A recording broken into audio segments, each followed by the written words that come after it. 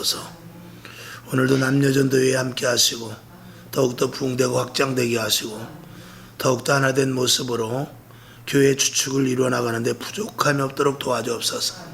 가정 위에 직장 위에 사업장 위에 계획하는 모든 일들 위에 하나님의 복이 임하게 하여 주시옵소서. 오늘도 예배드린 저희들 머리 위에 기름 부으시고 하나님의 충만히 넘치게 하소서.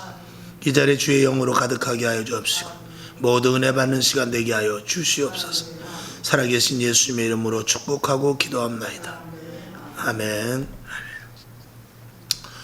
오늘 변혁적 교회 7가지 중에 4번째 사역 중심적 교회.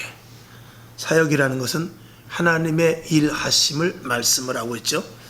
사역 중심의 교회. 그래서 첫 번째로 성경에 충실한 교회, 영적 영향력의 교회, 실천하는 행동의 교회 했고요. 오늘 사역 중심적 교회, 다음 주 다다음 주 이어서 깊이 관계하는 교회, 대가 지불의 교회, 미래지향적 교회, 이렇게 해서 변혁적 교회를 이루어나가는 7가지를 계속해서 해나갑니다. 어렵습니다. 쉬운 것이 아닙니다. 그럼에도 불구하고 우리가 학교에 가면은 국어, 수학, 물리, 생물, 음악, 도덕, 윤리 다 있듯이 우리들에게 있어서도 배움이 교회에 대한 또 성경에 대한 여러 가지 많은 가르침이 있습니다. 이런 것들은 이제 신학교에서 많이 다룰 수 있는 부분이기도 하지만 그럼에도 불구하고 보통 큰 교회에서는 이런 것들을 다 해나갑니다. 그래서 조금 성도들의 그 성경적 지식을 높이고 그리고 교회에 대한 가치관과 성도의 가치를 더 높이고 그렇게 하죠. 작은 교회일수록 이런 것들을 못합니다. 맨날 하나님 복을 주시옵소서, 건강 주시옵소서, 부흥되게 해주시옵소서, 거기만 집중하지 성경적인 그 깊은 관계에 대해서 사실 못하고 있죠. 저희도 여태까지 그랬습니다. 근데 이쪽에 와서 우리가 이런 부분들을 하고 있는데 여러분에게 다 모른다 할지라도 또 잊어버리고 어렵다 할지라도 한 글자 한 글자라도 한 단어 한 단어라도 우리 심령에 남기를 주님의 이름으로 부탁을 드립니다. 자, 그 밑에 보면 변혁이라는 것은 변화와 개혁의 뜻인데 날마다 새롭게 하나님의 일에 참여하는 것을 목적으로 둡니다. 그래서 변혁의 목적은 그런 것이죠. 그러면서 즉 기독교적인 변혁은 가치를 더 발견하고 그리고 그 가치를 극대화시키고 그리고 상대적으로 성도로서의 가치를 높이는 데까지 가는 것을 말합니다. 이해가 되실지 모르겠습니다. 그래서 이제 여기에는 많은 가치가 있는데 교회의 가치라든지 성경의 가치라든지 또 성도로서의 가치가 있습니다. 그리고 기도의 가치, 그다음에 직분자로서의 가치와 헌신과 봉사, 교회 안에서 하는 헌신과 봉사의 가치 등등 여러 가지 많은 이 교회 안에서 가치 있는 일들이 있죠. 그래서 우리 저 바깥에 보면은 이 가치 시리즈 이런 것들을 제가 해놨습니다만 우리 교인들은 하나도 안 보더라고요. 다른 교인들이 다 가져가지 우리 교회는 한 장도 내가 가져가는 걸 보질 못했어요. 내가 그래서 대단하구나. 우리 교회가 세긴 세구나. 내가 그렇게 알고 있습니다. 그래서 이런 가치를 우리가 알면 알수록 여기 보면 뒤에 그렇게 돼 있죠. 그런 것들을 그런 가치들을 발견하고 분명하게 알아서 그 가치로 말미암아 성도는 물론 교회의 가치까지 끌어올리는 데 있다. 만약에 교회에서 기도의 가치가 엄청난 것을 안다면 그 교회는 자동적으로 그 기도의 가치를 아는 성도들이 있기 때문에 그 교회는 가치가 극대화될 것입니다. 만약에 교회의 가치, 성경의 가치, 성도의 가치, 기도의 가치, 직분의 가치, 헌신, 봉사의 가치 이런 것들에 대한 가치를 우리가 분명하게 안다면 그 교회는 더 하나님께 가까이 가는 교회가 될 것입니다. 그리고 그 교회는 초대교회 같이 놀라운 부흥이 일어날 것이며 지금 이 시대에 잘 일어나지 않는 기적이나 은사나 그리고 환상이나 이런 것들조차도 하나님께 이런 것들에 대한 교회 안에서 이런 가치를 계속해서 우리가 발견해내고 그 가치의 중대함을 우리가 알아가면은 하나님께서 위로부터 신령한 것은 분명히 주실 것입니다. 여기 만약에 이 물에 대한 가치를 모르면은 이 물이 아무것도 아닙니다. 근데 이 물에 대한 가치를 알 때는 언제 하면 목말라서 저 사막에 갈 때는 이 물에 대한 가치를 압니다. 그때는 이 물 페트병 한 병에 100만 원이라도 사 먹어야 돼요. 그것과 마찬가지로 우리가 기도의 가치를 안다든지 교회에서 일어나는 헌신과 봉사의 가치를 안다면 우리가 지금 교회가 편하고 이렇게 그냥 내 나름대로 자유롭게 신앙생활을 하니까 그렇지 실질적으로 어떤 분들은 헌신 봉사를 하고 싶어도 못해요. 지금도 병원에 누워서 내가 교회 가서 기도해야 되는데 그런 사람이 있어요. 지금도 또 내가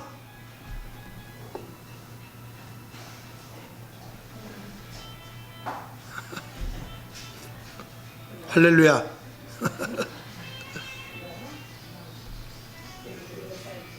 음악이 매우 좋네요. 아주.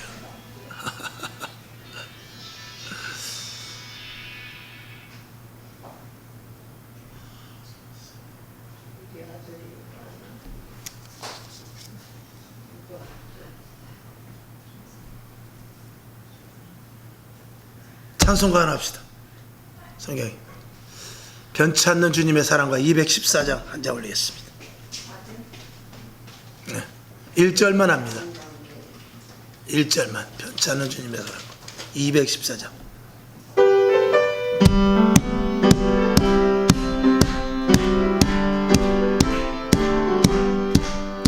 변치 않는 주님의 사랑과 거룩한 보혈의 법로를 우리 다 찬양을 합시다. 주님을 만나볼 때까지 예수는 우리를 깨끗게 하시는 주시니 그의 피 우리를 눈보다 더히게 하셨네. 아멘.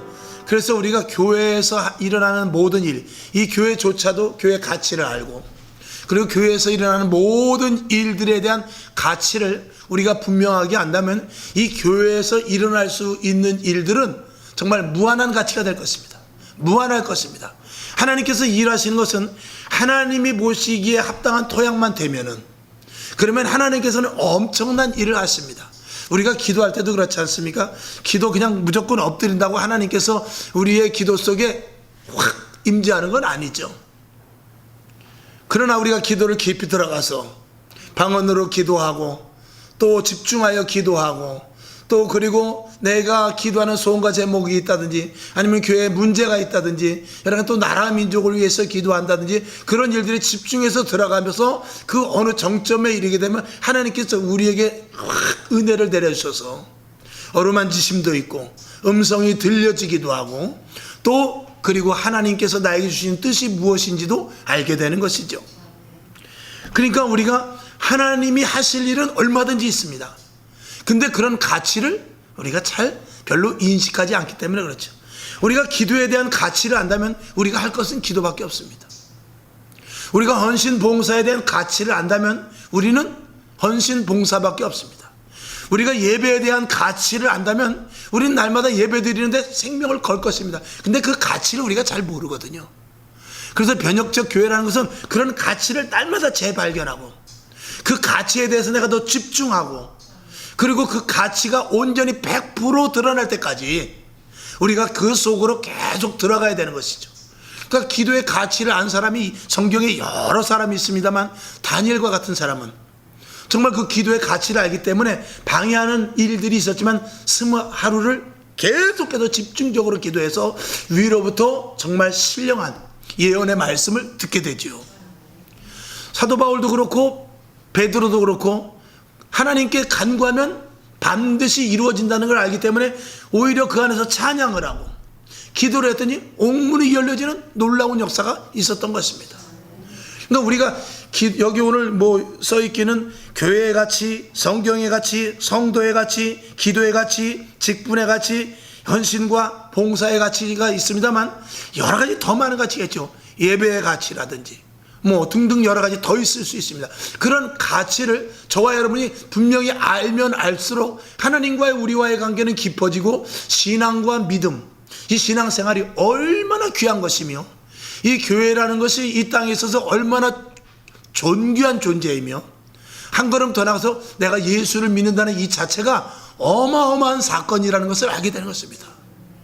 그래야 우리의 신앙이 점점 무르익어지고, 그래야 하나님과의 깊은 관계 속에서 큰 것들을 우리가 깨달으며 큰 것들을 약속으로 말미암아 받게 되는 것이죠. 여러분, 이 자리까지 갈 수 있기를 바랍니다.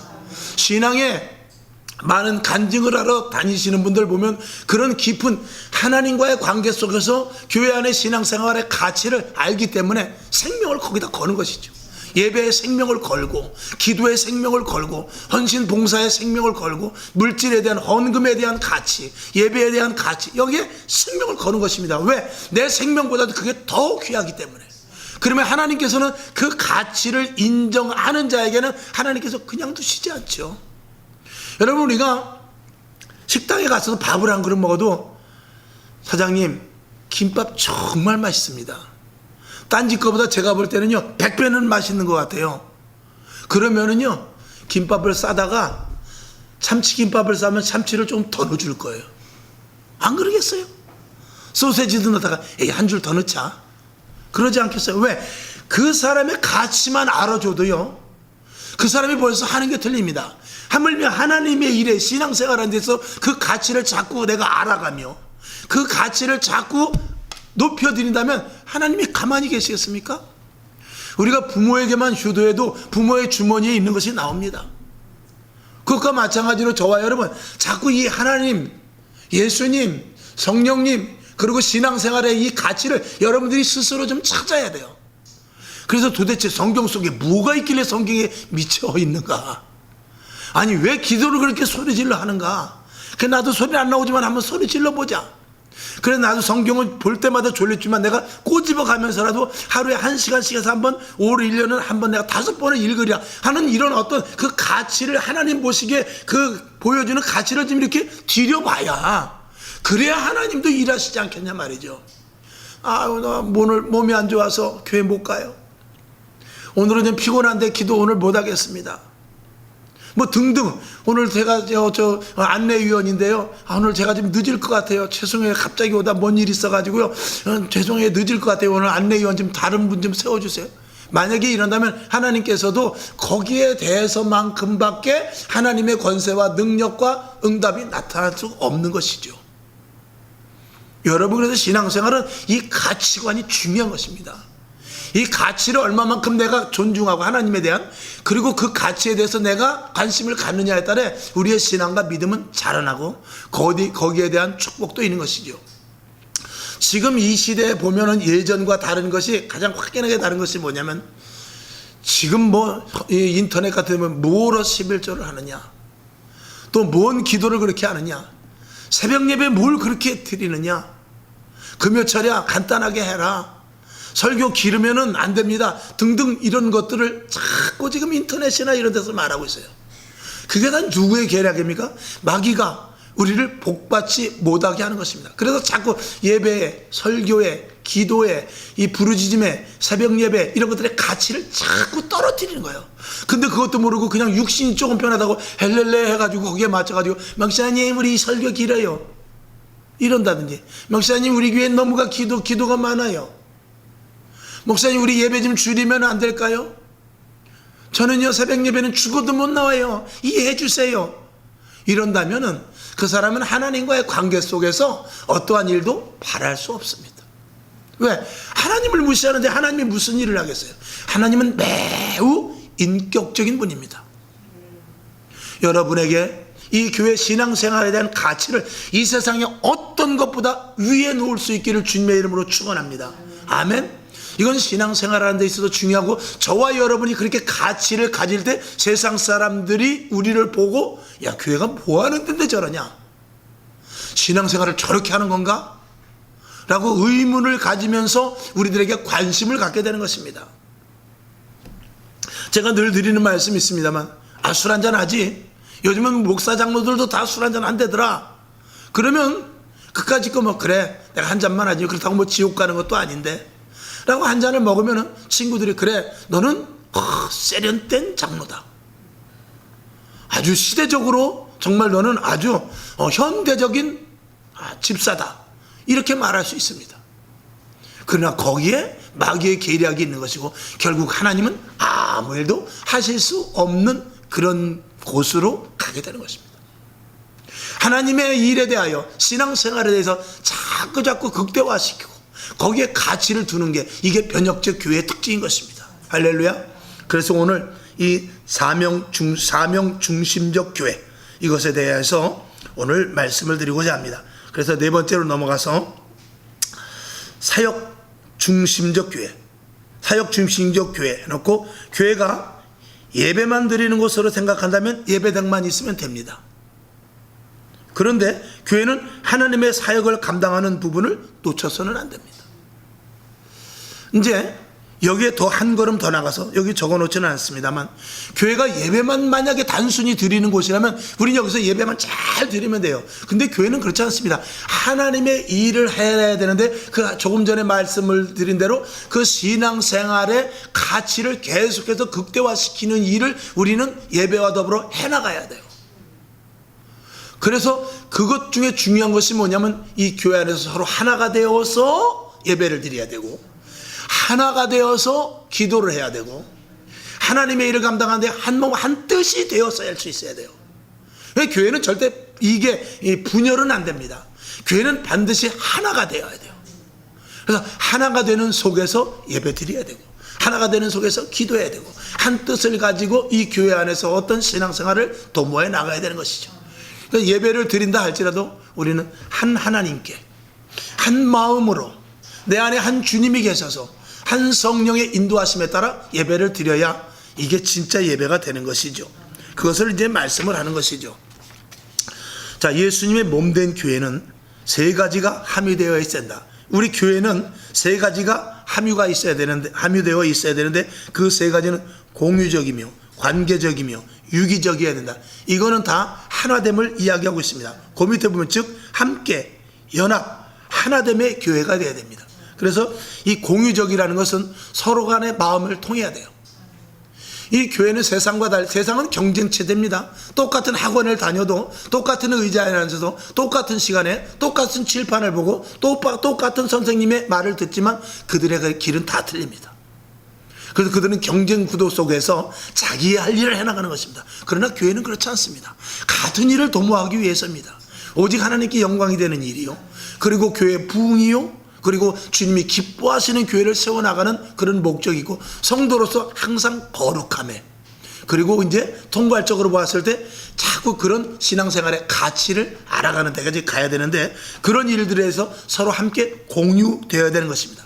그 다음에 관계적도 같은 말입니다. 이 관계적이라는 것은 손과 발이 걸어갈 때 왼손이 앞으로 가면은 왼발은 뒤로 갑니다. 맞아요? 오른발이 앞에 가면 오른손은 뒤로 가야 돼요. 오른발하고 오른손으로 같이 가면 그건 고문관이라고 그래요, 군대에서.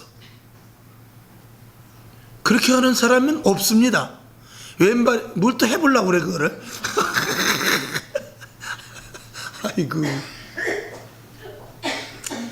제가 한번 얘기했죠. 어떤 사람이,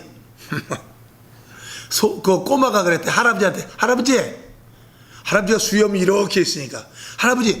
할아버지 잘 때 수염을 이불 위로 해놓고 자요? 아니면 이불 속으로 넣고 자요? 그러니까 할아버지가 가만히 생각해 보니까, 글쎄, 나도 잘 모르겠다.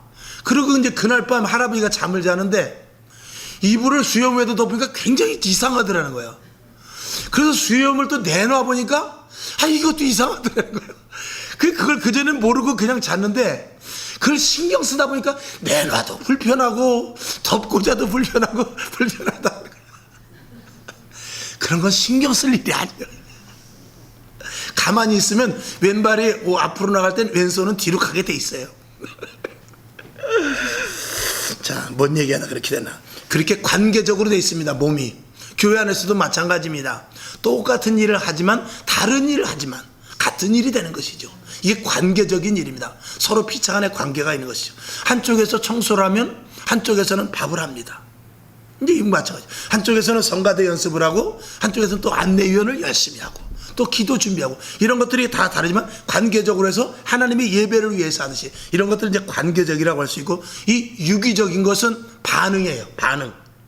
그래서 만약에 이 손이 꽃이 피면은 이 아픔을 몸이 같이 느끼는 거죠. 이걸 유기적인 관계라고 해요.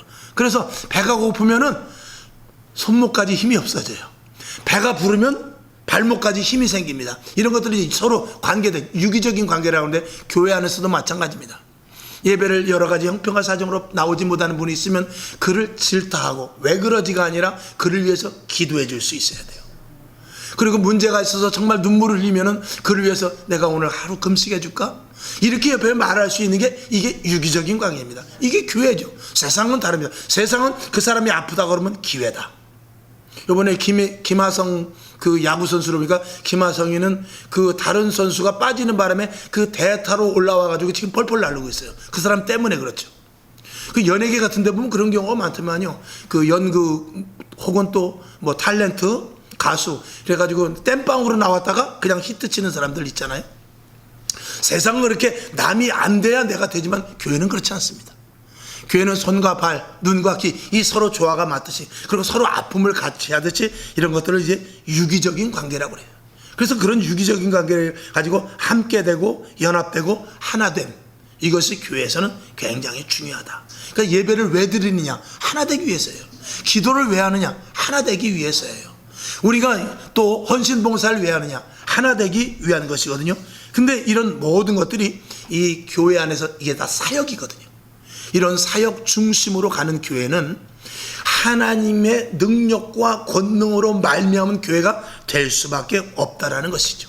그래서 세 가지로 오늘 이야기를 하는데, 사역 중심적 교회의 특징, 첫 번째, 생명을 살리는 목적이 뚜렷해야 된다. 그래서 교회의 목적은 생명을 살리는 것입니다. 할렐루야. 그 일에 전 성도는 사역자가 돼요. 생명을 살리는 일은 전 성도가 사역자가 되어야 되고요. 여기서 이제 사역과 사명이 있는데, 그 밑에 보면 있죠. 사명자는 뭐냐? 반드시 해야 될 일을 해야 됩니다. 그 다음에 사역자는 반드시 해야 될 일에 생명을 걸어야 돼요. 그러니까 사역자는 사명감이 있어야 되고요. 사명자는 분명한 사역에 그 책임감이 있어야 됩니다. 이것이 같이 가야 돼요. 사역과 사명이. 물론 여기 이제 소명도 있습니다만, 오늘은 이제 이 사역 중심에 대해서 말씀을 드리니까 사역과 사명과 같이 가야만 온전히 하나님의 일을 할 수 있다라고 말씀을 드립니다. 그 다음에 요한복음 21장 16절 한번 다 같이 볼까요? 시작. 또 두 번째 가라사대 요한의 아들 시몬아, 내가 나를 사랑하느냐 하시니 가로되 주여 그러하외다. 내가 주를 사랑하는 줄 주께서 아시나이다. 가라사대 내 양을 치라. 아멘. 내 양을 치라고 그랬습니다. 그러니까 양을 치라는 것은, 여기 보면 그 양 앞에다 뭐라고 하시면 내 양이라고 그랬긴, 내 양. 예수님의 양을 대신 치는 것이죠. 그러니까 예수님의 양을 대신 치는 데 있어서는 이 사역 관계가 분명해야 됩니다. 그 양을 가지고 무엇을 하라고? 하나님의 사역을 감당하라고. 새 생명을 살리는데 우리 모두가 하나 되라는 것입니다. 제가 여러분을 목양하지만 저도 예수님 앞에 목양을 받는 자입니다. 이런 관계는 계속 이어져 있는 것이죠. 자, 우리는 여기 보면 생명의 가치를 알수록 생명을 살리는 목적이 뚜렷해지며 사역자로서 사명을 감당할 수가 있습니다. 그거는 없나요? 우리가 생명의 가치를 안다면 생명을 살리는 목적은 뚜렷할 수밖에 없고, 그건 당연한 것이죠. 그리고 사역자로서 사명을 감당할 수 있는 것은 당연한 일일 것입니다. 자, 두 번째, 먼저 그의 나라와 의를 구하는 교회여야 됩니다. 이게 사역 중심적 교회의 두 번째인데, 먼저 그의 나라와 의를 구해야 되죠. 성도는 하늘의 것을 구하고 하늘의 것으로 살며 하늘의 것을 전하는 자들입니다. 이게 정의죠. 성도의 정의죠. 그래서 교회라는 것은 늘 제가 말씀을 드리지만 하늘나라의 대사관입니다.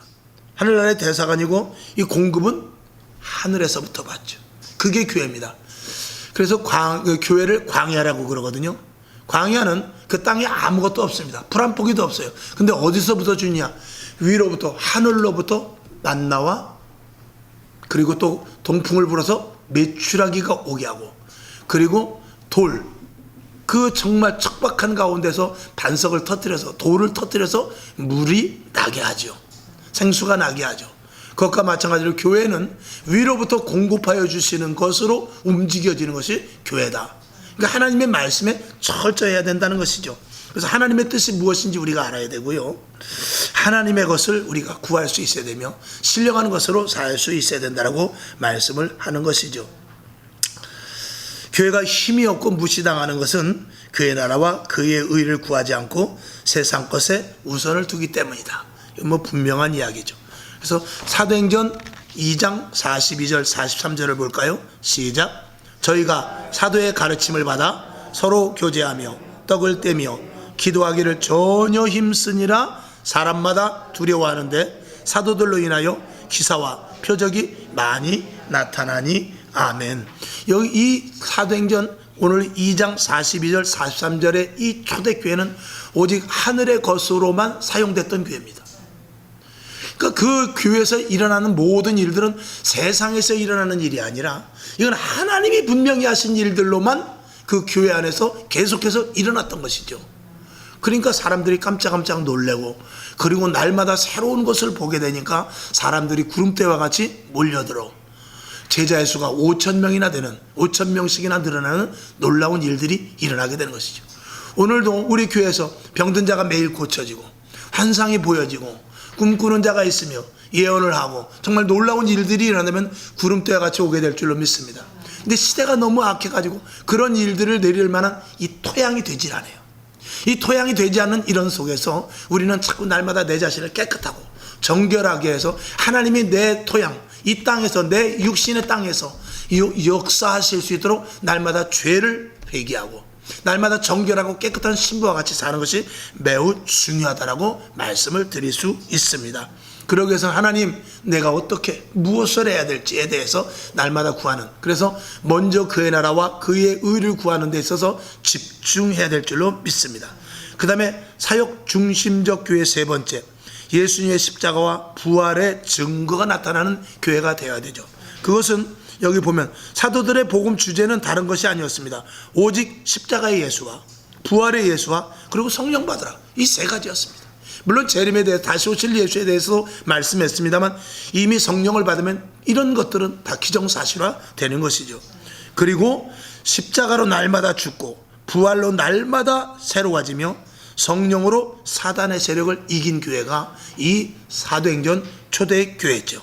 그러니까 예수님의 십자가와 부활의 증거가 이 초대교회에서는 계속해서 일어나고 있었던 것이죠. 그러니 이 사도교회가 하나님의 사역 중심의 교회가 되지 않을 수 없죠. 오늘도 우리 교회가 이런 교회로 본을 받아야 될 줄로 믿습니다. 사도 바울은 이렇게 고백합니다. 로마서 1장 16절 시작. 내가 복음을 부끄러워하지 아니하노니 이 복음은 모든 믿는 자에게 구원을 주시는 하나님의 능력이 됨이라. 첫째는 유대인에게요 또한 헬라인에게로다. 사도행전 4장 19절 시작. 베드로와 요한이 대답하여 가로되 하나님 앞에서 너희 말 듣는 것이 하나님 말씀 듣는 것보다 옳은가 판단하라. 고린도전서 15장 13절 시작. 만일 죽은 자의 부활이 없으면 그리스도도 다시 살지 못하셨으리라. 아멘. 이 말씀의 공통점은 뭐냐? 오직 위로부터입니다.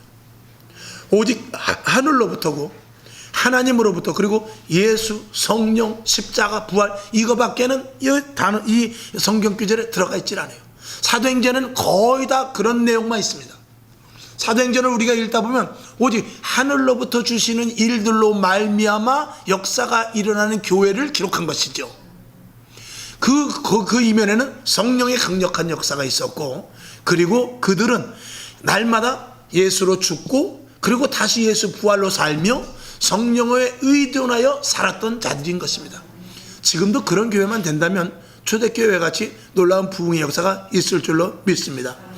지금이 초대교회보다 혹시라도 우리가 토양이 좋지 않고 지금 이 시대에 너무나 악한 영들이 많이 판치고 돌아다닌다 할지라도 저와 여러분, 우리 교회 그럼에도 불구하고 최선을 다해서 초대교회와 같이 사명을 감당하는, 사역을 감당하는 사역 중심의 교회가 되어야 될 줄로 믿습니다.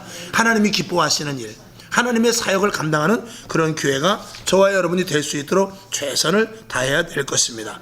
그래서 그 밑에 그러므로 초대교회는 복음이 강력하게 전파되며 믿는 자들의 수가 점점 많아졌으며 교회는 부흥되었다. 당연한 일이죠. 사역에만 집중했으니까, 하나님이 기뻐하시는 일에만 집중했으니 하나님께서 교회에 부흥을 주지 않을 수 없는 것이죠. 교회는 나를 쳐서 복종시키고 성령의 인도하심을 따라 사는 공동체이다 라고 말씀을 드릴 수 있습니다. 교회에서 가장 중요하게 여기는 사역이 무엇인가를 생각해 보아야 됩니다. 아멘. 오늘 여러분이 정말 교회에서 가장 중요한 것이 무엇인가를 생각해 보되 오늘 말씀을 몇 가지를 이렇게 추려서 말씀을 드린다면, 우리 교회가 사역이 감당돼야 되는데 그 사역은 초대교회에서 했던 그 사역 그대로입니다. 그리고 그 사역을 행하는 데 있어서, 즉 우리가 신앙생활을 직접적으로 하는 데 있어서 무슨 일이든지 신앙생활에 가치를 두어야 되겠다. 가치를 두어야 온전한 사역을 감당할 수 있다라는 것을 말씀을 드리며 오늘 말씀을 맺습니다. 아버지 하나님 감사합니다. 오늘도 사역 중심적 교회를 통하여서 정말 우리 교회들이 신앙생활의 가치를 알고 하나님이 공급하여 주시는 힘으로 살 때 완전한 사역이 이루어지게 될 줄로 믿습니다.